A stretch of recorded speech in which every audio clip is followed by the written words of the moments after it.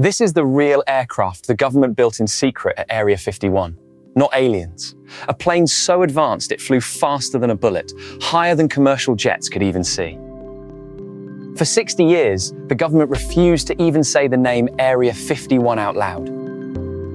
Then in 2013, a single declassified document changed everything. Not about aliens, about exactly what was really happening on that base. And this year, the Pentagon released 162 more files it had kept secret for decades. This is what's actually in them. You're watching Mindwired.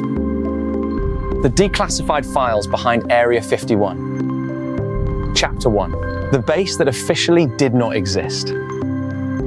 1955. President Eisenhower personally authorizes a secret site in the Nevada desert at a dry lakebed called Groom Lake. The mission: build and fly the U-2, a spy plane that could photograph the Soviet Union from 70,000 feet above the reach of any weapon that existed.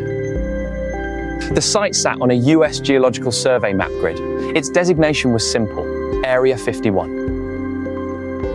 By the 1960s, the base was flying the A-12 Oxcart, an aircraft that could outrun a surface-to-air missile in level flight. It became the SR-71 Blackbird, still one of the fastest aircraft ever built. By the 1970s, it was testing stealth technology, an aircraft shaped specifically to be invisible to radar. This became the F-117 Nighthawk. Every one of these programs was real, was eventually declassified, and explains decades of strange lights and impossible aircraft seen over the Nevada desert.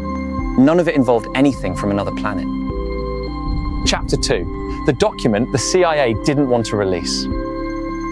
In 2005, researchers at George Washington University filed a public records request for the CIA's own internal history of the U-2 program.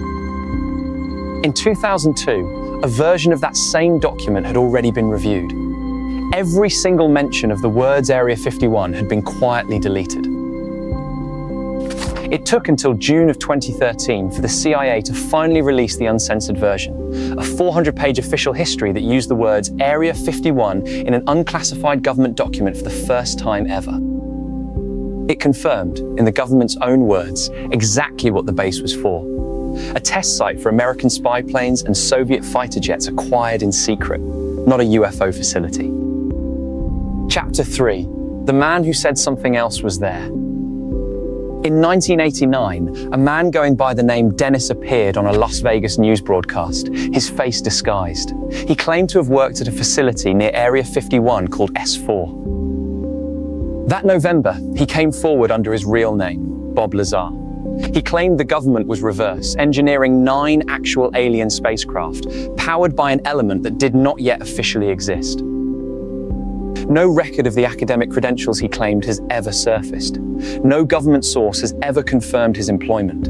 And the real element he named, once actually synthesized by scientists, behaves nothing like what he described.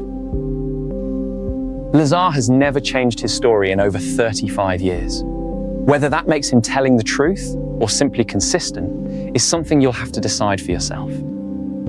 Chapter 4. The files released this year. In May of 2026, the Department of War released 162 declassified files under a program called Pursue. Reports, photographs, video, witness accounts spanning back to the 1940s. That same year, in a podcast interview, former President Obama was asked directly whether the government was hiding anything at Area 51. His answer went viral within hours. He said, quote, "They're real, but I haven't seen them. They're not being kept at Area 51. Within a day, he walked part of it back, saying he has seen no evidence of contact with anything not of this world. As of this month, the government is, for the first time, actively encouraging this conversation instead of shutting it down. What stays with me here isn't whether something otherworldly is out there. It's that for 60 years, the truth was classified for a completely different reason than the one everyone assumed. The real story was faster planes, invisible planes, and a government terrified of the Soviet Union seeing them coming. The mystery was never the cover story. It was what the cover story was covering. If a real declassified document rewriting a 60-year mystery got you, wait until you see the actual government files behind the objects astronomers still can't explain. Subscribe to Mindwired. If any of this messed with your head a little, well, that's exactly the point. And it only happens because people like you keep showing up. And hit subscribe right now, Flynn. It costs you nothing, and it's the entire reason Mindwired keeps making videos like this. Subscribe.